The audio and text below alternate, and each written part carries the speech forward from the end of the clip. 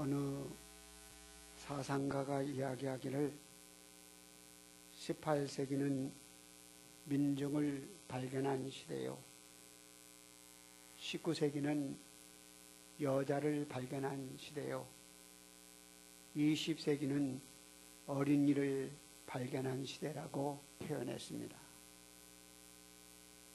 그러나 예수님께서는 2000년 전에 당시의 어린이들이 부모의 소유물처럼 생각하고 사고 팔고는 하는 노예의 소유물이 되었던 그 시대에 어린아이를 가장 존귀한 존재로 들어 사용하신 분이 우리 예수님이십니다. 마태복음 18장에 보면 예수님께서 천국에서 누가 가장 큰 자입니까? 라고 묻는 제자들에게 어린아이를 내세우며 어린이가 가장 큰 자라고 말씀하시면서 누구든지 돌이켜 어린아이와 같이 되지 아니하면 결단코 천국에 들어가지 못하리라고 말씀하셨습니다. 뿐만 아니라 작은 아이 하나를 실족하게 하는 사람은 연자 맷돌을 목에 걸어 깊은 바다에 빠뜨리는 것이 나으니라는 말씀을 하셨습니다.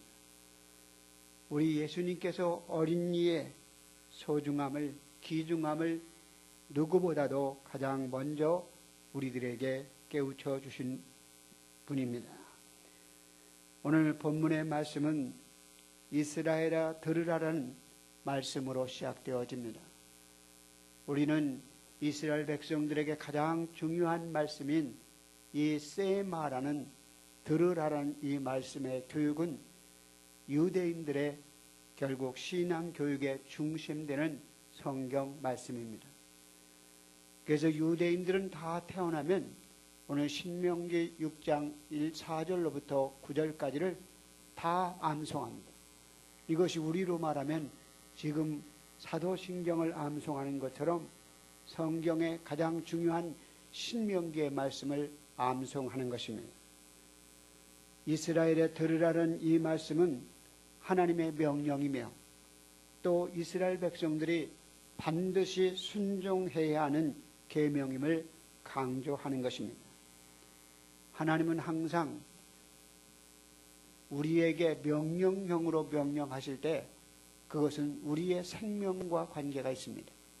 이스라엘아 들으라, 이것은 너희의 생명과 같은 말씀이라는 깨우침인 것입니다. 너희가 주 예수를 믿으라, 그리하면 구원을 얻으리라는 이 명령형은 다 생명과 연결되어 있다는 것입니다. 예수님께서 우리에게 교훈적인 말씀으로 주신 것도 있지만 명령으로 선포하신 말씀 중에 하나가 오늘 이스라엘아 들으라는 말씀인 것입니다. 오늘 여러분을 향하여 하나님께서 들으라, 이 디바르 다바르라는 이 말씀을 통해서 오늘 또 하나님의 말씀에 들을 것을, 하나님의 명령에 순종할 것을 명령하고 계신 것입니다. 하나님은 하나님을 올바로 섬기도록 하기 위하여 우리에게 율법을 주셨습니다. 오늘 이스라엘에 들으라는 이 세마의 구조적인 특징은 2인칭 단수 소유격의 형태로 되어 있습니다. 그것은 우리는 문자적으로 볼 수 없기 때문에 쉽게 말할 수 없지만 이스라엘의 종교적인 모든 것은 구전으로 전해왔던 말씀이었기에 암송하기 쉽도록 편리한 구조를 갖고 있습니다. 그래서 2인称소유격으로 되어 있다는 말은 암기하기에 편리할 뿐만 아니라 이스라엘 백성 각자가 하나님의 말씀을 받아들이고 순종해야 할 주체임을 강조하는 것입니다. 그러니까 소유격으로 2인칭 단수, 2인칭 뭐 유합니까? 당신이 그 말씀을 소유하라는 것입니다. 그래서 그 명령 이스라엘에 들으라는 이 말씀이 2인칭 단수 소유격으로 주신 것은 하나님의 명령이며 그것은 우리가 소유해야 될 주체가 되어야 함을 말씀하는 것입니다. 세마의 신앙 고백은 오늘날 우리의 신앙 고백인 사도신경과 있는 차이가 있습니다. 사도신경은 우리가 믿는 삼위일체 하나님이 어떠한 하나님인가를 고백하도록 성부 하나님, 성자 하나님, 성령 하나님이 어떤 분인가를 우리가 고백하는 데 초점이 맞춰져 있는가 보네요. 이 사도신경은 우리의 세마의 이 말씀은 하나님이 누구인가 유일하신 하나님이라는 말씀을 선포함과 함께 신앙을 자손 대대에 전수할 수 있도록 구체적인 방법을 제시하고 있습니다. 그래서 이스라엘 백성 신앙 공동체가 역사적인 지속성과 건전성을 유지하기 위하여 구체적으로 누가 어디에서 누구에게 어떻게 신앙 교육을 시켜야 될 것인가를 명확하게 밝히고 있다는 것입니다. 회당에 가서 이 말씀을 들으라 말씀한 것이 아닙니다. 오늘의 말씀의 자리는 가정의 중심에서 말씀하고 있는 것입니다. 오늘 말씀의 7절의 말씀을 함께 읽겠습니다. 7절, 8절, 9절입니다. 내 자녀에게 부지런히 가르치며 집에 앉았을 때든지 길을 갈 때든지 누워있을 때든지 일어날 때든지 이 말씀을 강론할 것이며 너는 또 그것을 내 손목에 매어 기호를 삼으며 내 미간에 붙여 표로 삼고 또 내 집 문설주와 바깥문에 기록할지니라. 삶의 자리에서 그 말씀을 항상 가까이 하도록 명령하고 있는 모습을 보게 되는 것입니다. 오늘 말씀의 중심에 유일하신 하나님에 대한 이스라엘 사람 백성들의 신앙 고백을 우리에게 주고 있습니다. 우리가 요한복음 17장 3절에 이런 말씀이 있습니다. 영생은 곧 유일하신 참 하나님과 그의 보내신 자 예수 그리스도를 아는 것이니라. 결국 영원한 생명은 하나님을 아는 데서부터 출발되어진다고 우리에게 말씀합니다. 신명기서의 초반은 하나님의 말씀에 순종하는 사람은 복을 받을 것이며 하나님의 말씀을 떠난 사람들은 저주를 받을 것이라는 것이 신명기의 말씀의 중심 내용입니다. 하나님의 말씀에 순종하는 사람은 신명기 28장에 있는 말씀처럼 들어가도 복을 받고 나가도 복을 받고 떡반죽 그릇에 복을 받고 온전히 하나님의 복의 말씀이 신명기 28장에 쭉 나열되어 있습니다. 그러므로 하나님의 백성들이 영생을 누리는 길은 무엇인가? 하나님의 백성들이 복을 받는 길은 무엇인가? 그것을 우리에게 말씀해 주고 있습니다. 첫 번째로 우리는 하나님의 말씀을 듣고 마음에 새겨야 한다는 것입니다. 하나님의 말씀을 듣고 순종하는 길이 성도가 살 길임을 우리에게 말씀해 줍니다. 미국의 역대 대통령 중에 가장 존경받는 에브라임 링컨은 나는 나의 자란 모든 것은 어머니께서 나에게 가장 위대한 성경을 유산으로 물려주었기 때문이라고 그는 고백했습니다. 링컨의 어머니 낸시 여사는 링컨이 9살 때 죽었습니다. 그가 임종하는 순간에 링컨의 손을 잡고 이렇게 마지막 유언을 남깁니다. 사랑하는 내 아들아, 너는 항상 성경을 읽고 성경 말씀대로 살아가는 사람이 되어라. 무엇보다도 하나님을 사랑하고 이웃을 사랑해야 한다. 이것이 마지막 나의 부탁이다 하며 눈을 감았습니다. 링컨 대통령은 취임 연설에서 오늘 내가 나된 것은 어머니의 기도와 어머니께서 가르쳐 주신 성경의 말씀을 배운 덕택이라고 그는 고백했습니다. 현재 미국 오바마 대통령이 재임에 성공하여 대통령에 재임하고 있는데 그가 첫 번째 대통령으로 당선되어 취임되었을 때 1861년에 에브라임 링컨 대통령이 취임할 때 사용했던 벨벳 성경 위에 손을 얹고 취임 선서를 했습니다. 얼마나 의미가 있습니까? 가장 존경받는 에브라임 링컨의 쓰던 그 성경 위에 손을 얹고 오바마가 결국은 서약을 한 것입니다. 어려서부터 하나님의 말씀을 반복적으로 교육시켜야만 말씀이 마음속 깊이 심겨지게 되는 것입니다. 이스라엘아 들으라. 우리 하나님은 여호와 오직 하나인 여호와시니 너는 마음을 다하고 성품을 다하여 힘을 다하여 네 하나님 여호와를 사랑하라. 하나님을 사랑하는 일은 대충 하는 일이 아니라 다하여라는 말씀을 통하여 온전한 집중과 열정을 우리에게 요구하고 있는 것입니다. 오늘도 여러분들 하나님께 예배하는 사람 대충 하는 것이 아니라 집중하여 드려야 되는 것입니다. 하나님을 사랑에 대한 표현이기 때문입니다. 잠언서 오늘 22장 6절에 마땅히 행할 길을 아이에게 가르치라. 그리하면 늙어도 그것을 떠나지 아니하리라. 결국 우리의 자녀들이 믿음 안에 바로 서지 못하는 것은 말씀을 가르치는 데 실패했기 때문인 것입니다. 에베소 6장 4절에 보면 아비들아 내 자녀를 노엽게 하지 말고 오직 주의 교양과 훈계로 양육하라고 말씀하고 있는 것입니다. 여러분, 하나님의 말씀이 새겨지지 않으면, 마음속에 새겨지지 않으면 우리의 신앙생활은 실패할 수밖에 없는 것입니다. 하나님의 말씀을 암송하고 하나님의 말씀을 날마다 가까이 하지 않으면 우리의 신앙은 위선과 껍데기뿐인 것입니다. 오늘 여러분들이 주의 전에 나오면서 어떤 마음을 가지고 왔습니까? 오늘 바쁜 날인데 쉬어야지. 오늘 또 일부분의 사람은 여러분들이 예배자로 나올 때 여러분들이 어떤 마음을 가지고 나왔습니까?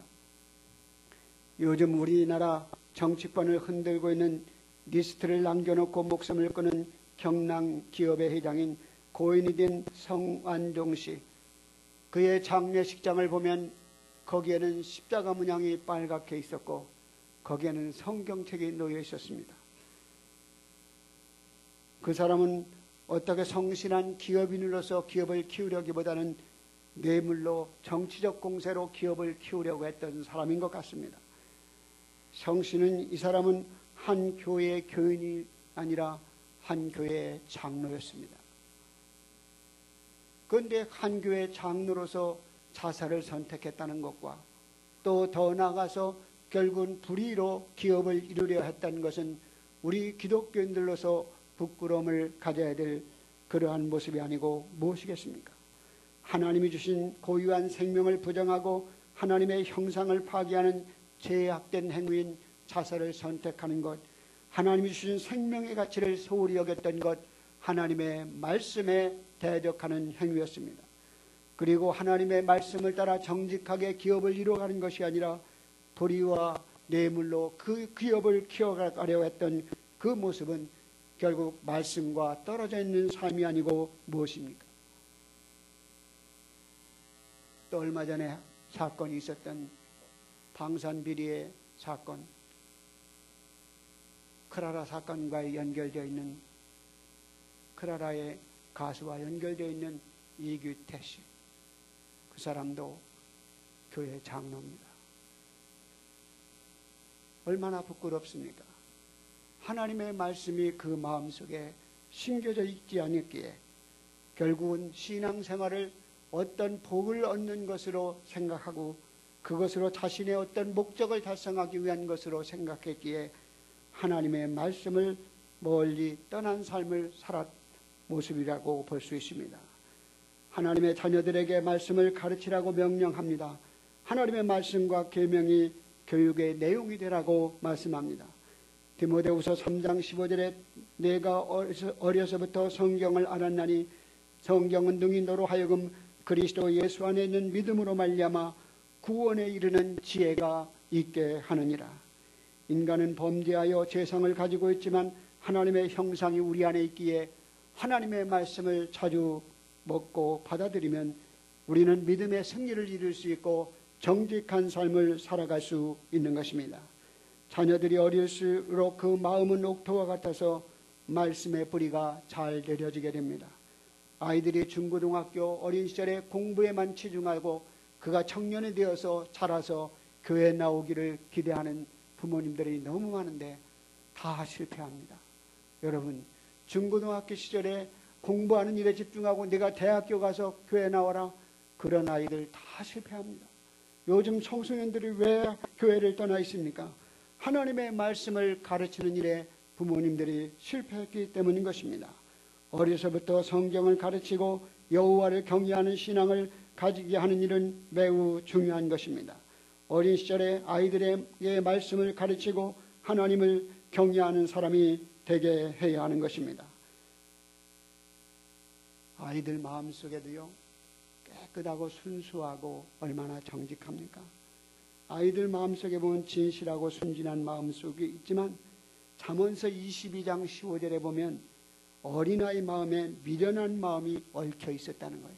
미련한 마음들이 어린아이 마음속에 얽혀 있다는 말은 죄악된 마음이 그에게 있다는 것입니다. 아이들도 살살 거짓말 하려고 하잖아요.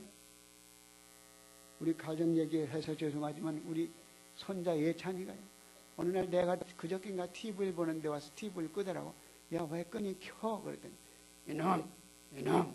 그리고 막 나를 향해서 이놈하고 혼내는 거예요. 이게 어디서 이런 소리를 배웠나? 예? 어디서 배웠는지 모르겠어요. 그러니까 어른들이 이놈 자기 혼낼 때 이놈 하는 소리를 듣고 아무 데나 뭐 자기하고 틀리면 이놈 하는 것이 자기가 권위를 세우는 줄 착각하는 거예요. 가르쳐주지 않는데 그런 걸 너무 잘해요. 여러분, 우리는 정말 하나님의 말씀에 순종하는 것이 참 우리로 하여금 비굴한 것 같고 어떤 때는 지는 것 같은 느낌을 가질 때가 있습니다. 어리석은 선택을 하는 것처럼 느껴질 때가 있습니다. 그래서 하나님의 말씀에 순종하는 일을 마지 못해서 끌려가듯 하는 경우가 많이 있습니다. 그런데 말씀에 순종하는 것은 이기는 길임을 알아야 합니다. 왜냐하면 말씀에 순종하면 내 생각의 묶임에서 벗어나게 되고 마음의 평안과 자유함을 얻게 됩니다. 여러분, 말씀에 여러분들이 순종할 때 여러분의 생각과 경험들을 절대화시키지 않고 말씀에 조율해서 우리는 바른 선택을 할 수 있게 되는 것입니다. 가끔에 보면 고정관념에 어떤 편견에 사로잡혀 있는 사람들이 너무나 많습니다. 여러분, 부정적인 감정을 가지고 있는 사람들이 너무나 많습니다. 우리의 묶여있는 감정을 풀기 위해서, 묶여있는 생각들에서 벗어나기 위해서 하나님의 말씀에 굴복되어지고 순종되어질 때 온전한 길을 걸어갈 수 있는 줄 믿습니다. 여러분들이 늘 살아가는 동안 저것이 옳은 것이라는 생각을 가지면서도 그 길이 옳은 선택이라는 것을 알면서도 내 아집 때문에, 내 편견 때문에, 내 자존심 때문에 선택하지 않고 끝까지 아집을 부리는 경우가 얼마나 많습니까? 아이들도 그래요. 여러분, 그런데 여러분들의 삶 속에서 그러한 부분이 없는가를 돌아보시기 위해서 하나님의 말씀에 나 자신을 굴복시켜 나가면 내 생각과 내 생각을 절대화시키지 않고 내가 편견에 사로잡혀 있는 자리에서 자유함을 누릴 수 있는 것입니다. 말씀을 받아들이십시오. 선하다고 생각되어지는 분임을 받아들이고 하나님이 뜻일 것이라고 생각되는 분을 기쁘게 받아들이세요. 왜 자꾸 그것을 거부하려고 하고 끝까지 자존심을 내세우려 합니까? 오늘 또 하나님의 말씀으로 무장되시면 우리 자녀들의 생각과 가치관을 바로 세워갈 수 있고 우리의 생각과 가치관도 바로 세워갈 수 있는 것입니다. 하나님의 말씀이 우리의 심령 속에 자리 잡고 있으면 자녀들이 세상을 살아가는 동안 모든 유혹을 이겨낼 수 있는 힘이 있게 되는 것입니다. 하나님의 능력이 우리 안에 머물기를 원하십니까? 하나님의 살아계신 말씀이 우리 안에 있으면 하나님의 능력이 우리 안에 있는 것입니다. 오늘 또 하나님의 언약의 백성으로 어떤 환경이든지 어려울 때도 또 편안할 때도 하나님을 기억하는 삶을 살아가라고 오늘 9절 이하에 쭉 말씀합니다. 애굽에서 종되었을 때 너희들의 고난을 기억하고 너희가 그 종됐던 백성을 구원하신 하나님의 은혜를 잊지 말고 너희들은 하나님의 은혜와 복을 누릴 때 세상의 누룩이 너희 마음속에 퍼지지 않도록 하나님의 말씀을 기억하라고 말씀합니다.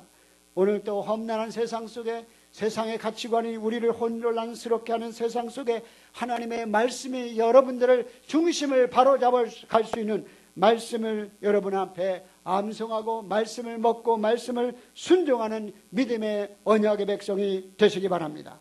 그렇게 그 언약의 말씀을 후손들에게 전해주는 은혜가 있기를 바랍니다. 두 번째는 기도하며 기도로 축복하며 자녀들을 가르쳐야 한다는 것입니다. 이스라엘이 하나님의 뜻에 합한 모범적인 삶을 살되 그 신앙과 삶을 후손들에게 전수해야 함을 강조하고 있는 말씀이 신명기 6장의 말씀입니다. 자녀를 신앙으로 교육하는 구체적인 방법들에 대하여 제시하고 있는 것입니다. 이스라엘 백성들에게는 세 가지 기둥이 있었습니다. 그들은 어디 가든지 그 세 가지 기둥을 놓지 않았어요. 그래서 2000년이 지난 후에도 그들은 그 믿음의 전통성을 지켜나가게 됐거든요. 하나는 그들은 말씀이라는 율법이라는 기둥을 붙잡고 있었어요. 어디 가든지. 그들은 16개 나라에 흩어졌습니다. 디아스포라가. 그러나 그곳에 간 사람들이, 이스라엘 백성들은, 유대인이 모이기만 하면 거기에 율법을 가지고 있었습니다. 그리고 거기에는 또 하나의 기둥인 납비가 있었습니다. 선생이 있었습니다. 또 하나는 그곳에 회당을 세웠습니다. 세 가지. 우리로 말하면 교회가 있고 말씀이 있고 지도자를 세웠다는 거예요. 그래서 그것은 2000년 동안이나 국가와 민족이 없는 나라였지만 2000년이 지난 후에 지금의 가나안 땅을 약속의 말씀 하나 붙잡고 차지해서 자기 나라임을 선포했지 않습니까? 가능합니까? 여러분, 우리나라의 간도를 잃어버린 적은 100여 년도 안 됐습니다. 그런데 간도가 우리나라 땅이라고 생각하는 사람 한 사람 있습니까? 다 우리 골고리의 간도는 우리나라 땅이었습니다. 다 잃어버렸잖아요. 그러나 이스라엘 백성은 2000년이라는 긴 기간 동안 아무도 돌보지 않는 팔레스타인 땅을 자신의 땅이라고 하나님의 약속, 아브라함에게 줬던 그 약속을 붙잡고 결국은 그 땅을 차지했지 않습니까? 하나님의 언약의 백성, 그 후손들에게 우리는 이러한 백성이다, 이런 민족이다라는 것을 전수의 줌으로 말미암아 그 믿음을 유지하고 지금까지 이끌어 왔던 것입니다. 그래서 오늘 말씀을 통해서 부모들은 신앙교육을 우리가 자녀들에게 해야 한다는 것입니다. 하나님의 말씀을 마음에 새긴다는 것은 말씀을 지식적으로만 이해하지 않고 삶 속에서 자신들이 직접 경험하면서 실천할 수 있게 해야 한다는 것입니다. 수많은 부모들이 자녀들을 말씀으로 양육할 때 무엇보다도 열심히 가르치는 일과 강론한 일을 전심전력하라고 말씀합니다. 자녀들을 더욱 잘 가르치기 위하여 부모들은 신체의 중요한 특징인 손목, 이 손목은 손에 행하는 행위를 말합니다. 미가는 지성과 이성을 의미합니다. 말씀을 기록하여 부착하게 했습니다. 이스라엘 부모들은 이런 것이 규정은 단순한 종교적 상징이나 의식의 정도로 받아들이지 않고 오히려 그것을 실천함으로 자녀들이 일상생활 속에서 하나님의 말씀을 잃지 않도록 도와주고 이끌어가는 신앙의 선도적인 역할을 하도록 요구했던 것입니다. 여러분, 오늘의 중심 내용은 이것입니다. 이스라엘 백성들의 가정은 그들의 작은 성소였다는 것입니다. 이스라엘 백성들의 가장은 그들의 가정의 제사장이라는 것입니다. 이스라엘 백성들의 가장은 목회자라는 것입니다. 그러므로 이스라엘 백성들의 종교교육은 가정에서 시작되는 것이지 교회에서 하는 것이 아니라는 것입니다. 여러분, 그렇지 않습니까? 우리나라 사람들은 학교 교육은 학교로 다 맡기고 신앙교육은 교회로 다 맡기고, 왜 여러분은 그 가정에서는 신앙도 떠나 있고 교육도 떠나 있잖아요. 진정 교육을 이루는 장소는 어디입니까? 가정입니다. 진정한 신앙을 이루는 장소는 어디입니까? 가정입니다. 가정은 하나님이 주신 작은 성소인 것입니다. 성전인 것입니다. 그리고 가장은 하나님의 제사장인 것입니다. 우리가 제사장의, 거룩한 제사장의 사명을 감당하지 못하기 때문에 우리의 가정을 믿음의 가정으로 세워나가지 못하고 있는 것입니다. 여러분, 가장으로서 신앙의 본을 보여야만 오직 가정을 언약의 백성으로 신앙의 대를 이어줄 수 있으리라고 생각되어집니다. 대개는 우리나라도 그렇지만 훌륭한 목회자의 가정에 두 종류의 자녀들이 나옵니다. 하나는 훌륭한 자녀가 나오기도 하지만 가끔 반발을 일으켜서 탈선되는 자녀도 나옵니다. 우리가 잘 아는 빌리 그레이엄 목사는 큰아들이 그랬던 것 같습니다. 10여 년 동안 빌리 그레이엄 목사는 미국의 가장 훌륭한 영적 부흥 운동을 주관했던 목사였지만 그의 큰아들은 알코올 중독과 오토바이 폭주족과 그리고 방탕한 생활을 10여 년 이상 해왔습니다. 어느 날인가 피곤해서 지쳐 호텔에 들어가게 되었습니다. 그때 자신의 모습이 너무나 거울 앞에 비춰진 자신의 모습이 너무 초라하게 비춰졌습니다. 내가 그래도 목사의 아들인데, 아버지가 나를 위하여 기도하는데, 아버지께서 훌륭한 목회자인데 내가 이렇게 살아야 하나? 그러면서 그 앞에 호텔에 있는 기도원 성경 옆에 있는 성경을 들춰봤습니다. 그곳에 마침 로마서 8장 1절이 그의 말씀 속에 익혀졌습니다. 그 로마서 8장 1절은 여러분이 잘 아는, 그러므로 이제 그리스도 예수 안에는 있는 자에게는 결코 정죄함이 없나니, 그 말씀이 눈에 들어오면서 아, 하나님이 나 같은 죄인도 용서하시는구나. 나도 쓰시려고 하는구나 하며 눈물을 흘리며 회개하여 주님께 돌아오게 되었습니다. 여러분이 잘 아는 어거스틴의 어머니 모니카는 얼마나 10여 년 동안 그의 기도를 했습니다.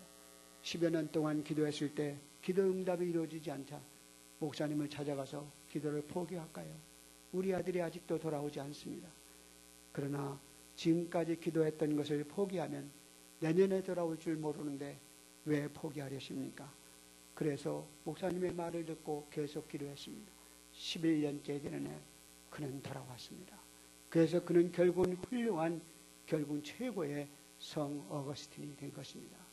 여러분, 우리의 삶 가운데서 기도하는 부모는 자식을, 밑에 있는 자녀는 멸망하지 않습니다. 자녀를 위하여, 신앙을 위하여 기도하며 축복하는 성도들이 되어야 하는 것입니다. 기도한다고 우리는 자녀들을 위해서 기도하는 것이 고작 공부 잘하라고, 좋은 배우자 만나라고, 시험 문제를 놓고 기도합니다. 그런 것이 잘못됐다는 말이 아닙니다. 그러나 거기에만 머물러 있어서는 아니 된다는 것입니다. 자녀들의 신앙의 문제를 놓고 기도해야 한다는 것입니다. 자녀들이 교회에 나오지 않는 것을 가만히 내버려두고 있는 것이 아니라 자녀들이 하나님의 사랑을 받아들이고 사랑을 나누는 믿음의 자녀들이 될 수 있도록 기도해야 하는 것입니다. 그것이 우리에게 주신 제사장의 사명인 줄 믿습니다. 우리가 잘 아는 인순이라는 이름을 가진 유명 가수가 있습니다. 그는 어머니는 한국인이었고 아버지는 미국 군인으로서 6.25 참전용사로 참여했던 사람입니다. 그는 미국 6.25 전쟁이 떠나자 호련히 미군 병사는 미국으로 떠나게 되었습니다. 그래서 그는 홀로 어머니 밑에서 크게 됩니다. 너무나 가난하고 사회적 편견 속에서 그는 중학교를 졸업하고 고등학교도 진학을 못합니다. 그러나 그는 노래를 잘하는 그의 성대가 있었기에 꿈을 가지고 끝까지 그는 그 꿈을 세워나가기 위해 노력했습니다. 그러면서 그는 이러한 고백을 했습니다. 내가 매 순간 성실하게 살아갈 수 있었던 것은 어머니의 기도가 있었기 때문이라고 그는 고백했습니다. 그러면서 그의 생애에 가장 큰 감동을 안겨준 공연은 워싱턴의 미국 국방성에서 공연할 때 6.25 참전 용사들을 초청하여 공연할 때 가장 감동을 받았다고 그는 고백했습니다. 그는 미국의 국방성의 워싱턴에서 공연하면서 첫 정창을 사람들에게 보낼 때 꼭 제발 6.25 참전 용사들이 다 참여할 수 있게 좀 해주십시오라고 미국에게 부탁했습니다. 그래서 미국에서는 6.25 참전 용사들을 다 편지를 써서 이 공연을 꼭 참여해달라고 무료 티켓을 받아라고 그 참여하도록 했습니다. 왜냐하면 인순이라는 이 여인은 자기 아버지가 그 자리에 오기를 기망했기 때문에 그렇습니다. 자기 아버지가 혹시 자기를 알아보고 자기를 버리고 떠났지만 자기가 아버지가 혹시 6.25 참전 용사들이 자기가 공연하는 장소에 와 있기를 희망했던 것 같습니다. 그런데 아직도 그는 아버지를 찾지 못했습니다. 그런데 그는 공연장에서 이렇게 했습니다. 자신을 불평하게 만든 자기의 아버지와 동시대에 살아온 참전 형사들을 향하여 이렇게 했습니다. 당신은 내 아버지이고 나는 당신들의 딸입니다. 나와 같은 딸을 둔 것 때문에 가슴 아파하지 마십시오. 나는 당신들을 원망하지 않습니다. 당신들을 용서했습니다. 나는 지금 절대 불행하지 않습니다. 지금까지 하나님의 사랑 때문에 내 인생을 포기하지 않고 살아왔습니다. 나는 지금 이 말을 하려고 여기에 왔습니다. 나의 아버지들이여, 나는 당신을 사랑합니다. 그렇게 외치고 난 후에 그는 노래를 통하여 공연을 했다는 것입니다. 자녀들이 하나님의 사랑을 깨닫고 받아들이도록 꼭 기도하십시오. 자녀들이 바른 가치관을 가지고 세상에 살아갈 수 있도록 기도하십시오. 자녀들이 하나님 앞에 인정받고 축복받을 수 있도록 자녀들을 위하여 신앙의 본을 보일 뿐만 아니라 축복 기도를 할 수 있는 부모님들이 되시기 바랍니다. 그리고 자녀들을 말씀을 가르치는 부모님들이 되시기 바랍니다. 그리할 때 기도를 통하여 하나님의 능력을 받게 되고 매일매일 승리하는 자녀가 될 줄 믿습니다. 왜냐하면 중고등학교 때까지는 교회 나왔는데 청년이 돼서 교회 나오지 않습니다. 군대 갔을 때까지 나왔는데 군대 제대하고 또 안 나옵니다. 결혼하기 전까지 나왔는데 결혼하고는 또 안 나옵니다. 여러분, 애 하나 낳았을 때 나오는데 둘 낳고나 또 안 나옵니다.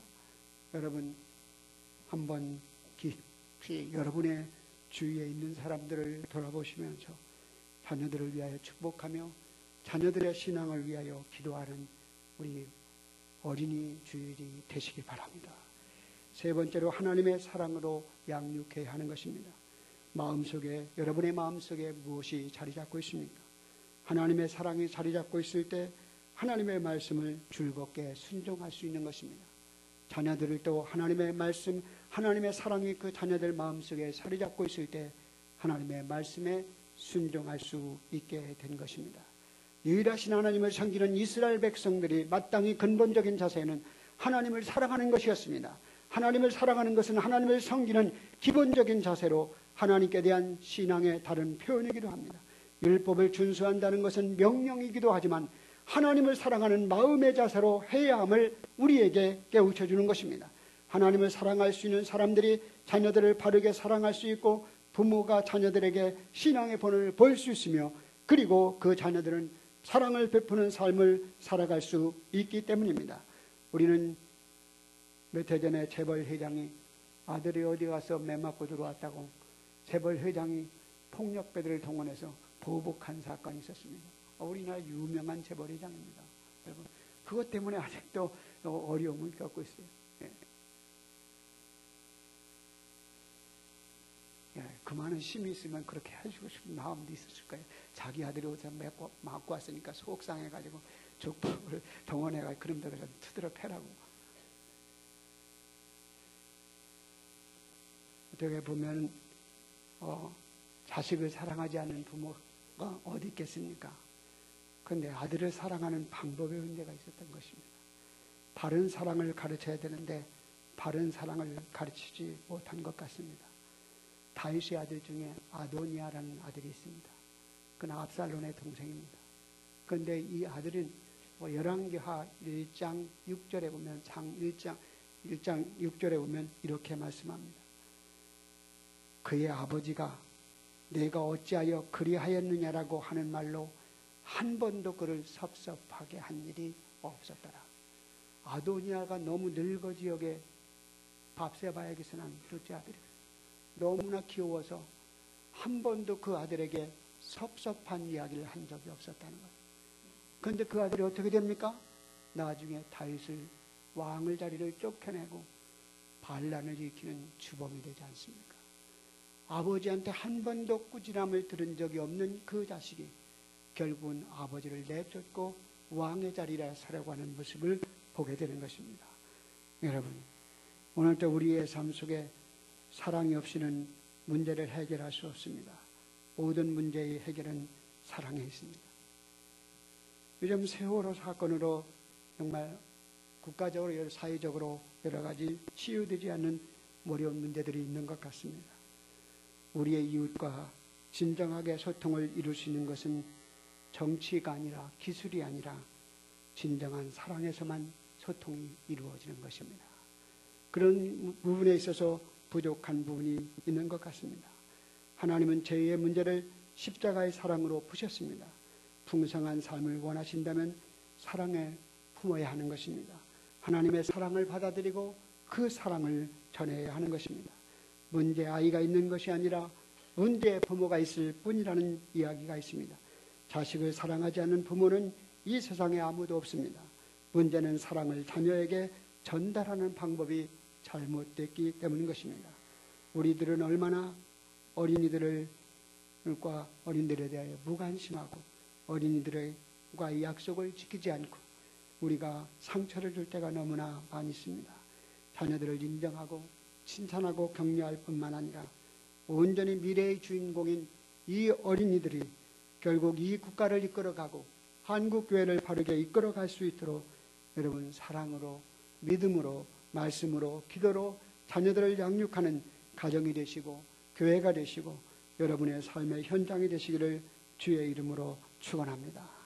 한 시인의 시를 읽고 오늘의 말씀을 마치겠습니다. 어린아이가 비평을 듣고 자라면 그 아이는 다른 사람을 저주하는 사람이 될 것이다. 아이가 적대감 속에 자라면 그 아이는 다른 사람과 싸우는 삶을 줄게 할 것이다. 아이가 조소를 받으며 성장하면 그 아이는 열등감을 가지게 될 것이다. 아이가 수치심 속에서 자라면 그 아이는 죄의식을 느끼면서 살아갈 것이다. 아이가 참고 견디는 가운데 자라면 그 아이는 인내를 배우게 될 것이며, 아이가 칭찬을 받으며 성장하면 그 아이는 자신감을 가질 것이며, 아이가 사랑을 받으며 자라면 그 아이는 감사할 줄을 알게 될 것이다. 아이가 올바르게 자라나면 그 아이는 정의를 알게 될 것이다. 아이가 인정을 받으며 자라면 그 아이는 자기를 사랑하게 될 것이다. 아이가 관용과 우정 속에 자라면 그 아이는 세상에서 사랑을 받게 될 것이다. 여러분, 여러분의 부모로서 자녀들에게 축복 기도하는 사람일 뿐만 아니라 바른 사랑을 심어주고 하나님의 사랑을 심어주고 하나님의 말씀을 심어주어 여러분의 가정에서 거룩한 제사장의 사명을 잘 감당하여 자녀들을 믿음으로 양육하고 믿음의 대를 꼭 이어갈 수 있는 의정부영락교회 성도님들이 되시기 바랍니다. 자녀들이 교회에 나오지 않는 것에 대하여 적당히 그냥 넘어가지 마시고 꼭 기도하고 꼭 말씀을 가르쳐서 훈계하며 말씀으로 양육하는 은혜가 있기를 주의 이름으로 축원합니다. 기도드리겠습니다.